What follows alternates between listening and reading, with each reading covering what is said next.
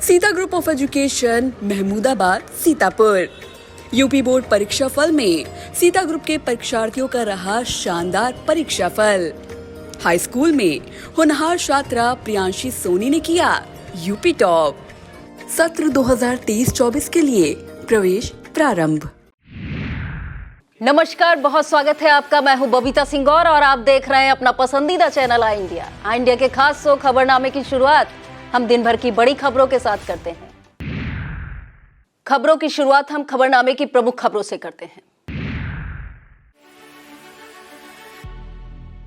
रामपुर में आपकी जीत से आजम के वर्चस्व पर बहस शुरू। निकाय चुनाव में हार से भड़के सपा मुखिया अखिलेश यादव।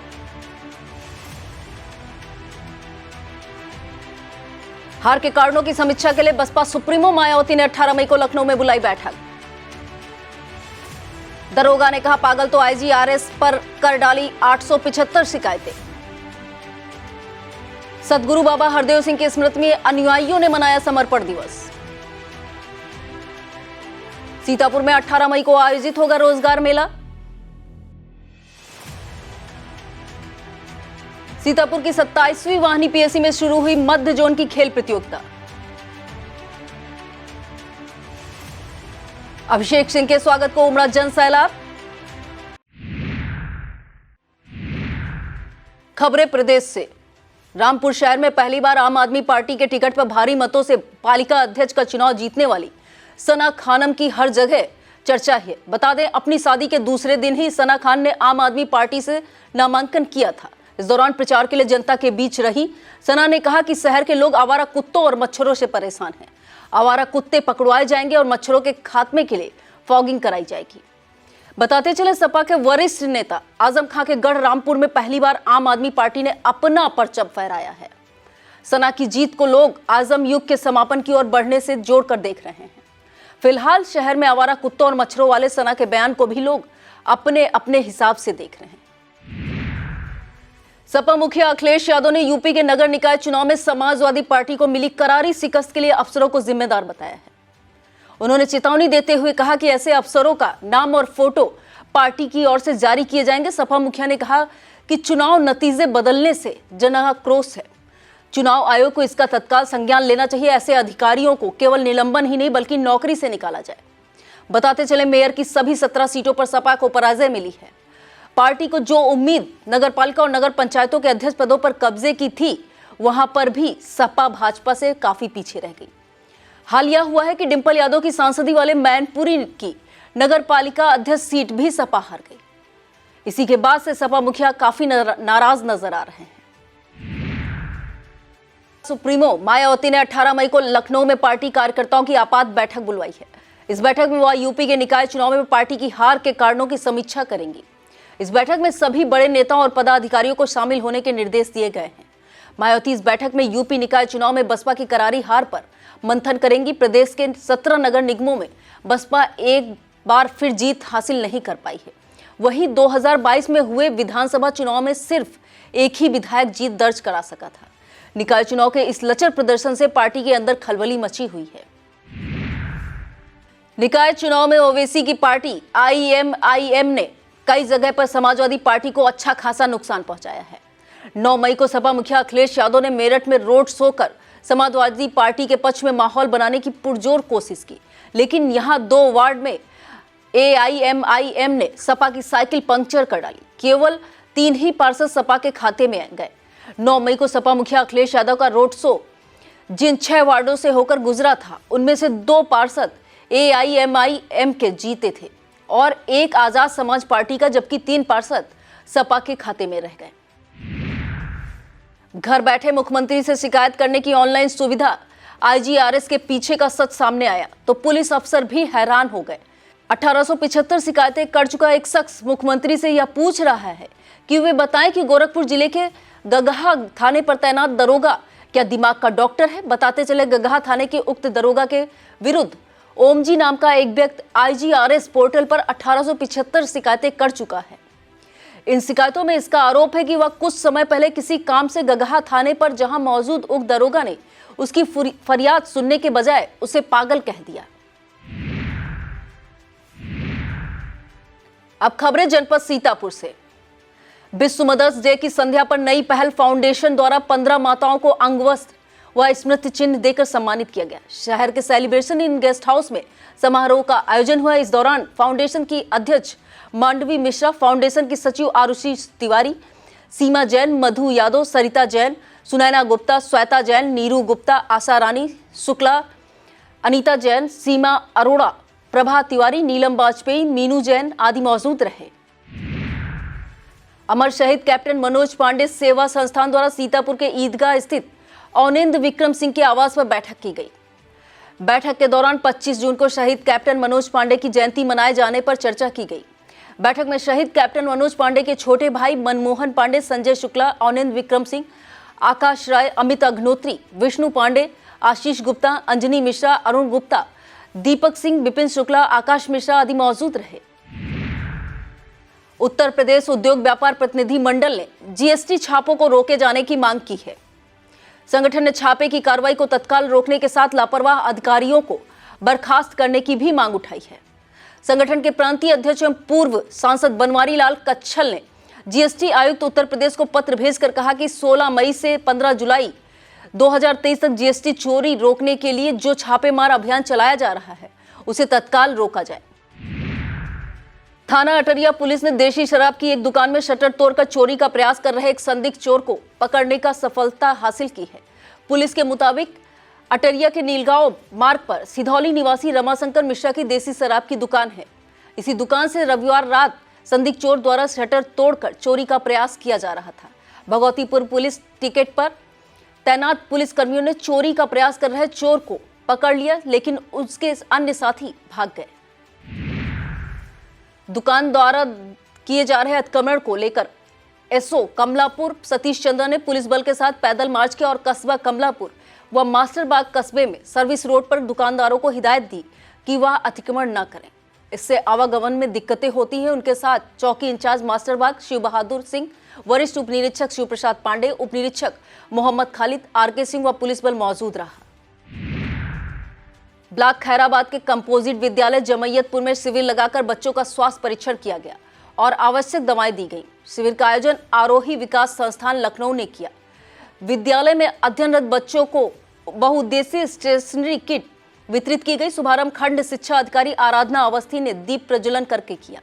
विद्यालय के बच्चों द्वारा प्रकाशित अखबार बाल मित्र के 98 अंक का विमोचन हुआ। इस मौके पर संस्था के अध्यक्ष अखिलेश सिंह, डॉक्टर अयाज अहमद, एसआरजी करुणेश मिश्रा, प्रधानाध्यापक योगेंद्र पांडे, प्रधान प्रतिनिधि अभिषेक, प्रज्ञा शुक्ला, वैभव शुक्ला, अखिल वर्मा, ममता अग्नोत्री, आरती अग्नोत्री, अर्चना मिश्रा, शिल्पी मिश्रा, महिमा दीक्षित, रागनी श्रीवास्तव, गीता भार्गव, मनोज कुमार, अरविंद कुमार मौजूद रहे।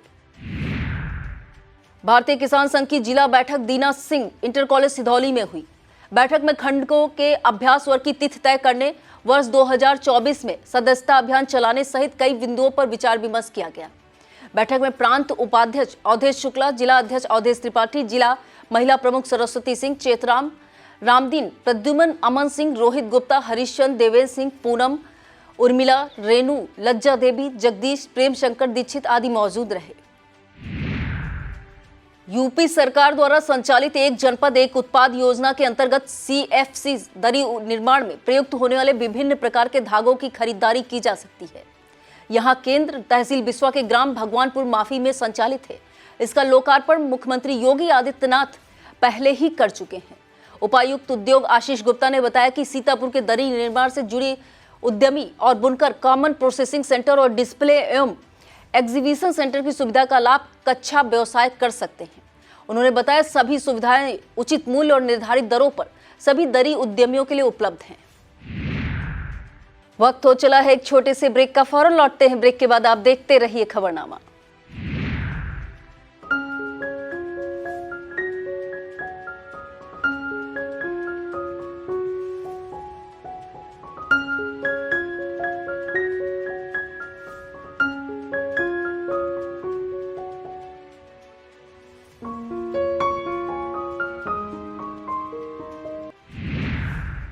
सदगुरु बाबा हरदेव सिंह जी महाराज की स्मृति में समर्पण दिवस मनाया गया। इस अवसर पर सीतापुर के खगसिया मऊ स्थित संत निरंकारी सत्संग भवन पर कार्यक्रम का आयोजन कर बाबा हरदेव सिंह को श्रद्धा सुमन अर्पित किए गए।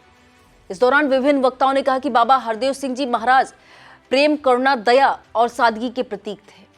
उन्होंने मिशन की बागडोर 36 वर्षों तक संभाली और उनके ही प्रयासों से 17 देशों से होता हुआ 60 देशों तक पहुंचा। साथ ही मिशन को कई राष्ट्रीय और अंतर्राष्ट्रीय पुरस्कार मिले। यही नहीं, निरंकारी मिशन को संयुक्त राष्ट्र संघ द्वारा सामाजिक और आर्थिक परिषद सलाहकार के रूप में भी मान्यता प्राप्त हुई। वक्ताओं ने कहा कि वर्तमान में सदगुरु माता सुदीक्षा जी महाराज बाबा हरदेव सिंह जी के स्वप्न को साकार करते हुए उसे जन जन तक पहुंचाने के लिए प्रयासरत हैं। प्रत्येक निरंकारी भक्त उनसे प्रेरणा लेकर अपने जीवन को सार्थक बना रहे हैं।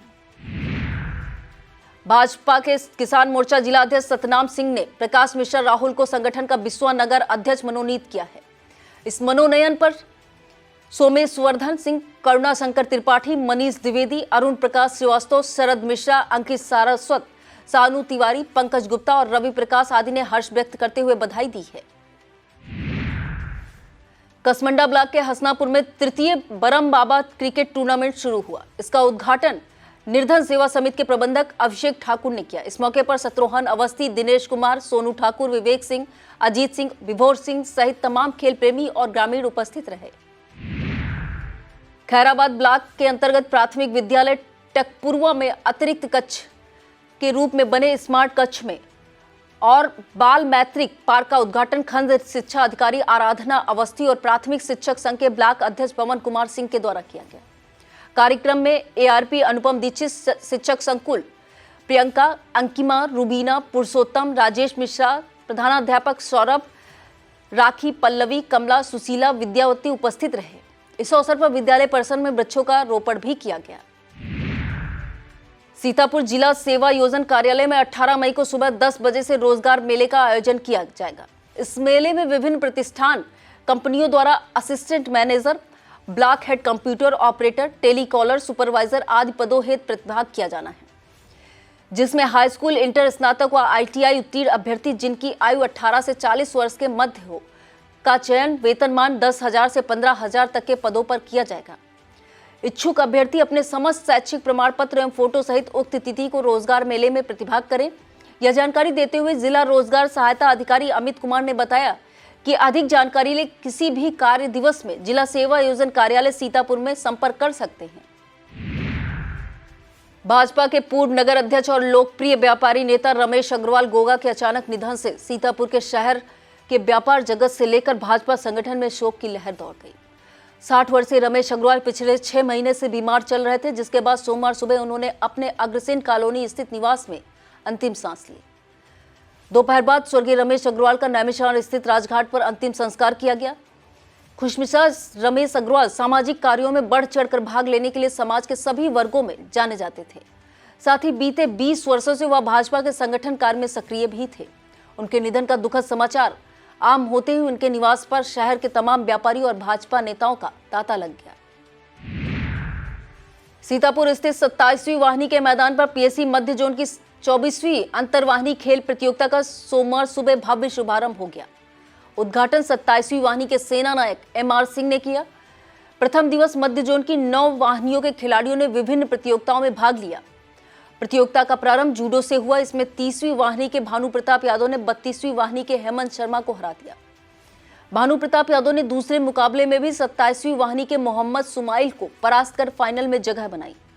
तीसरे मैच में 10वीं वाहिनी के जयशंकर कन्नौजिया ने 35वीं वाहिनी के संजय सुमन को हराया। फाइनल मैच में जयशंकर कन्नौजिया ने भानु प्रताप यादव को पराजित कर खिताब पर कब्जा किया। उद्घाटन अवसर पर शिविरपाल अनिल कुमार, दल नायक चंद्रभान सिंह, सूबेदार मेजर कृपा शंकर यादव, सहायक शिविरपाल मदन मोहन सिंह, परिवहन उप निरीक्षक शिव कुमार सिंह, आरटीसी प्रभारी Ram Kesh, steno Umesh Chandra Rao, PC Zahirul Hasan, chief pharmacist Ram Ranjan Saxena, lance Naik Birbhan Singh और आरक्षी चंद्रसेन गुप्ता सहित सभी टीम मैनेजर और वाहिनी के अन्य लोग मौजूद रहे।